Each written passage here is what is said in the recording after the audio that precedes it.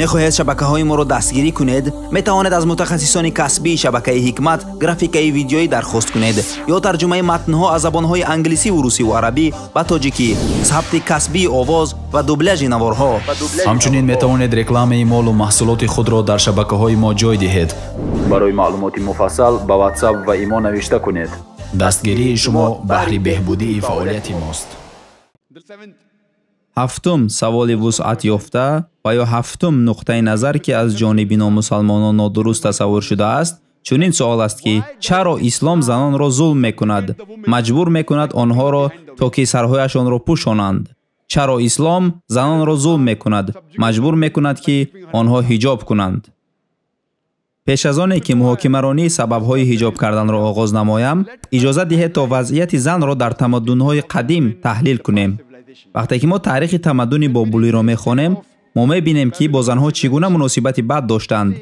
агар нафаре одамкушӣ мекард, пас барои ӯ ҷазо занашро мекуштанд. онҳо чунин қонун доштанд. агар ба таърихи тамаддуни юнони қадим ки ҳамчун яке аз тамаддунҳои бузург маъруф аст назар кунем, мебинем ки онҳо ба зани хаёлие бо номи Пандора бовар доштанд, ки гӯё бо сабаби он дар ҷаҳон тамоми бадбахтиҳо пайдо шудааст. дар он тамаддуни бузурги юнони қадим зан ҳамчун ашё барои кайфу сафо ва ҳаловат буд. дар байни онҳо фоҳишагӣ бисёр вусъат ёфта буд. вақте таърихи тамаддуни румиҳоро хонем, ҳатто дар тамаддуни румиҳо низ ба зан паст менигаристанд. бадахлоқиву фозиқӣ дар ҷамъият бисёр паҳн шуда буд. вақте таърихи тамаддуни мисриро мехонем, зан ҳамчун бадӣ ҳисобида мешуд ва ӯро асбоби шайтон меномиданд. вақте ба таърихи тамаддуни арабҳо қабл аз нозил шудани Қуръон нигарем, мо мебинем ки арабҳо духтарони навзоди худро зинда ба гур мекарданд. алҳамдулиллоҳ ва боз ҳам алҳамдулиллоҳ ки ин таҷрибаи бераҳмона баъд аз нозил шудани Қуръон хотима ёфт, бо вуҷуди ин ки вазъият дар дигар давлатҳо иваз нашуда буд. ислом алҳамдулиллоҳ ки занро бо қадр кард. муҳаммад саллаллоҳу алайҳи ва саллам, пайғамбар Муҳаммад дуруд бар ӯ, сабаби асосии он гашт ки зан ҳуқуқи худро соҳиб шуд. ва баъд аз оне ки ислом ба зан ҳуқуқашро муҳайё кард, инчунин ислом ба зан роҳеро нишон дод ки зан бо он роҳҳо метавонад номус ва қадру қиммати худро нигаҳ дорад. аз ин рӯ ҳиҷоб кардан ба зан фарз шуд ки ӯ ҳуқуқи худро нигаҳ дорад ва дубора ба замони беқадрии пешина барнагардад. одатан одамон ҳиҷоби занро муҳокимаронӣ мекунанд, лек Аллоҳ субҳанаҳу ва таъола дар Қуръони муқаддас ҳиҷоби мардро аввал фарз кардааст, баъдан ба занон ҳиҷобро фарз кардааст. Қуръон дар сураи 24 ояти 30 мегӯяд: ба мардони муъмин бигӯ ки нигоҳи худро поён кунанд ва шармгоҳи худро нигаҳ доранд. ҳар гоҳе ки мард бо зане нигарад ва ҳар гуна фикрҳои нопок ба сараш ояд, ӯ бояд нигоҳашро поён кунад. инро Қуръон мегӯяд. рӯза як марди мусалмоне ба зане тӯлонӣ нигоҳ кард. ман ба ӯ гуфтам: бародар, чӣ кор мекунӣ? ин дар ислом ҳаром аст. ӯ ба ман гуфт ки пайғамбар саллаллоҳу алайҳи ва саллам гуфтааст ки нигоҳи аввал бахшида мешавад, нигоҳи дуюм ҷоиз нест. ман бошам ҳоло нигоҳи авваламро нимашро накардам.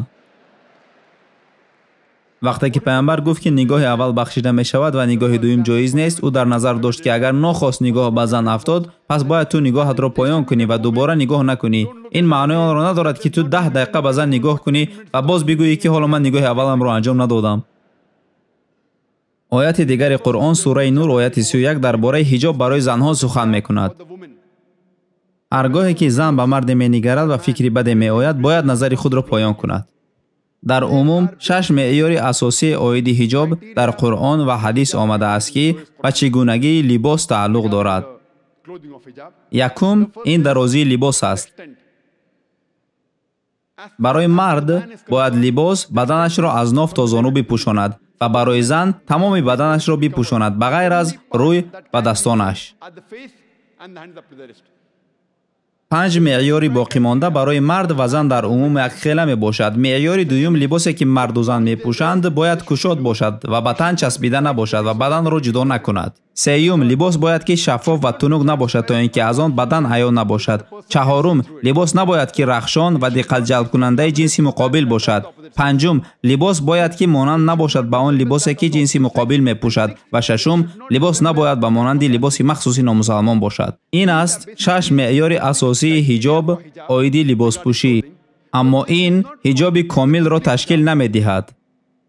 ҳиҷоби комил ба ғайр аз ҳиҷоби либоспӯшӣ инчунин ахлоқ, рафтор, муносибат ва нияти шахсро низ дар бар мегирад. ба ғайр аз ҳиҷоби либос, ҳамчунин ҳиҷоби чашм, ҳиҷоби дил, ҳиҷоби ақл, ҳиҷоби фикр низ вуҷуд дорад. он ҳатто тарзи гуфтугӯ, тарзи рафтуо ва рафтори инсонро дар бар мегирад. ин аст ҳиҷоби комил. аз он чӣ розиятон додем, дар роҳи Аллоҳ садақа кунед, пеш аз он ки яке аз шуморо марг фаро расад ва бигӯяд: эй парвардигори ман, чаро марги маро андаке ба дертар наяндохтӣ, то садақа диҳам ва аз шоистагон бошам.